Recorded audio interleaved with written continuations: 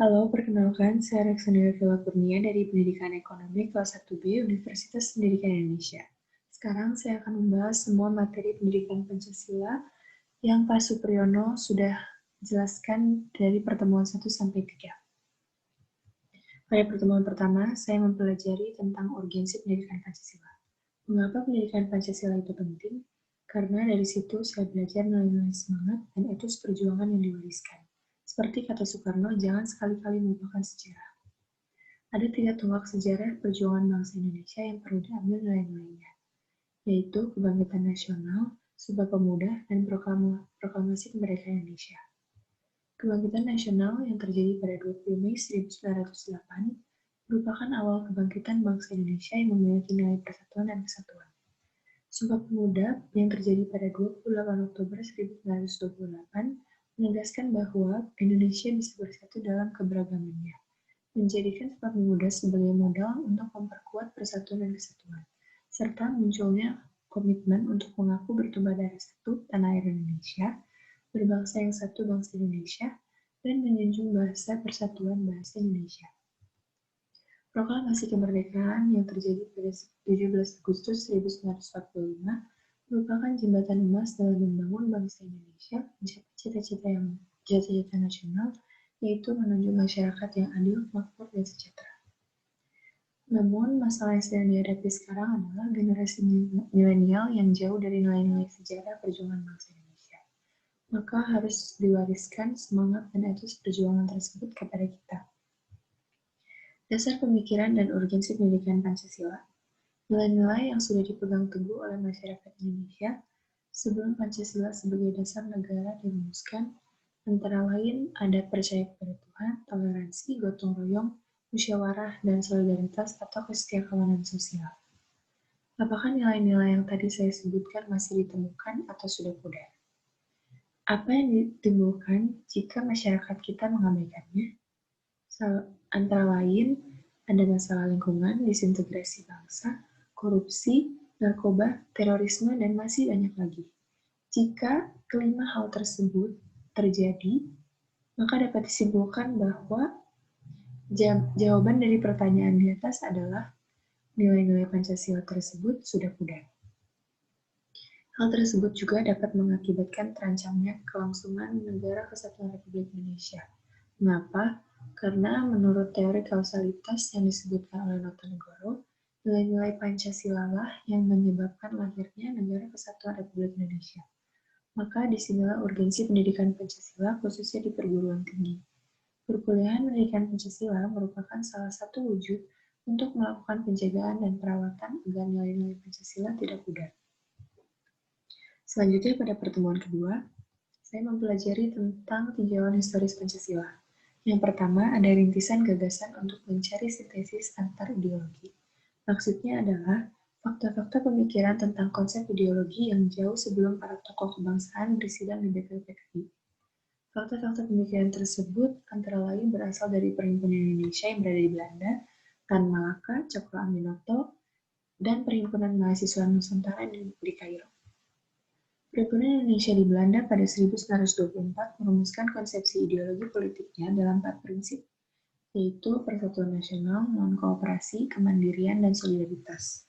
Konsep ideologi tersebut merupakan sintesis dari ideologi beberapa organisasi pergerakan yang sudah ada sebelumnya, seperti Indies Partij, Kaum Komunis, dan Sarekat Islam. Tan Malaka pada 1924-an menulis bukunya yang berjudul Naarda, artinya Republik Indonesia atau Menuju Republik Indonesia. Dalam bukunya tersebut, dia menekankan bahwa paham kedaulatan rakyat atau demokrasi memiliki akar yang kuat dalam tradisi rakyat Indonesia. Cokro Aminoto pada tahun yang sama mulai mengidealisasikan suatu sintesis antara Islam, sosialisme, dan demokrasi. Perhimpunan Mahasiswa Nusantara di Kairo pada 1930, Ilyas Jakub dan Muchtar Lutfi selaku pemimpin, sepulangnya ke Indonesia, mereka mendirikan Persatuan Muslimin Indonesia atau PMI dengan slogan Islam dan Kebangsaan. Peristiwa yang dapat dipandang sebagai monumen hasil pencarian sintesis gagasan antar ideologi Pancasila adalah Sumpah Pemuda. Mengapa? karena sesuai dengan visinya yang berkata mempertautkan segala keragaman gagasan itu dalam satu kesatuan tanah air dan bangsa, serta dengan menjunjung bahasa persatuan Indonesia.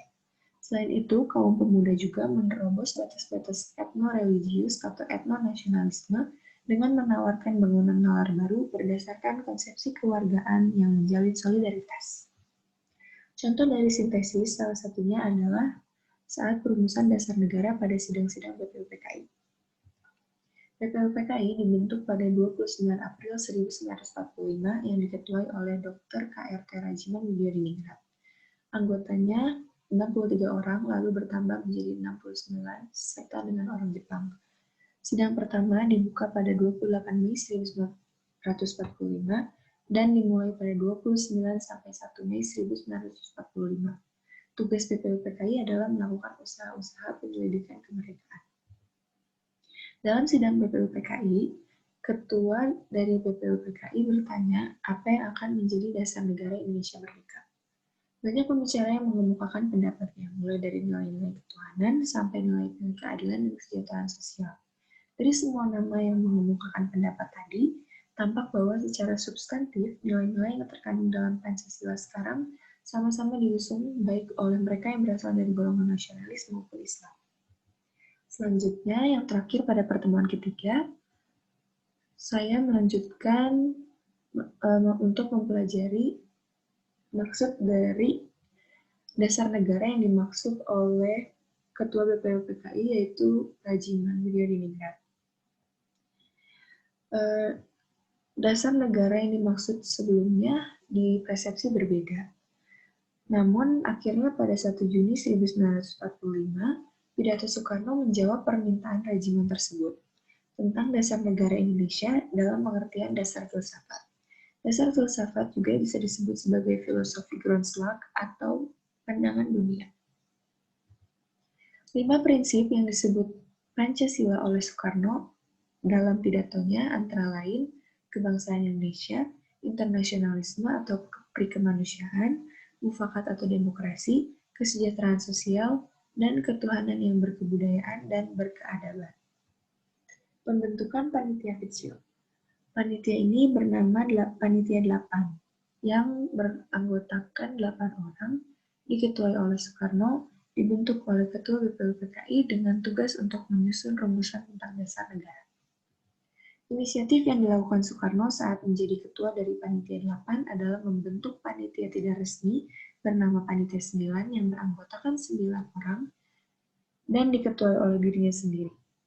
Tugasnya adalah untuk merumuskan Pancasila sebagai dasar negara dalam pembukaan UUD. Akhirnya pada 22 Juni 1945, Panitia 9 berhasil menyepakati rancangan pembukaan yang alinea terakhirnya terdapat rumusan Pancasila.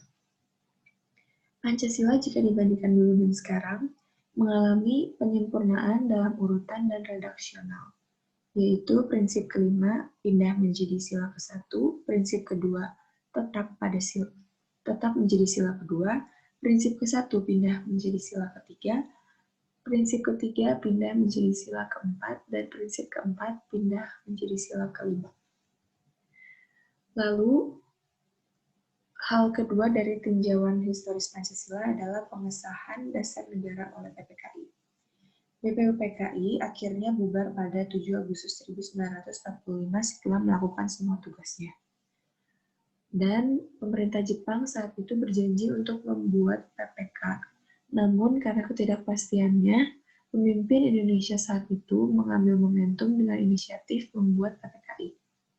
Akhirnya PPKI dibuat pada 12 Agustus 1945 yang diketuai oleh Soekarno dan Hatta sebagai wakilnya. Awalnya PPKI beranggota 21 orang. Sidang pertamanya akhirnya dilakukan pada 18 Agustus 1945. Setelah kemerdekaan, anggota PPKI ditambah menjadi 27 orang. Pada sidang PPKI ke-1 di 18 Agustus 1945, memilih Soekarno dan Hatta sebagai Presiden dan Wakil Republik Indonesia. Menyetujui naskah Piagam Jakarta sebagai pembukaan UUD 1945, kecuali 7 kata setelah kata ketuhanan yang sempat menimbulkan kontroversi pada akhir sidang BPUPKI pertama. Sekian materi yang saya dapatkan. Terima kasih.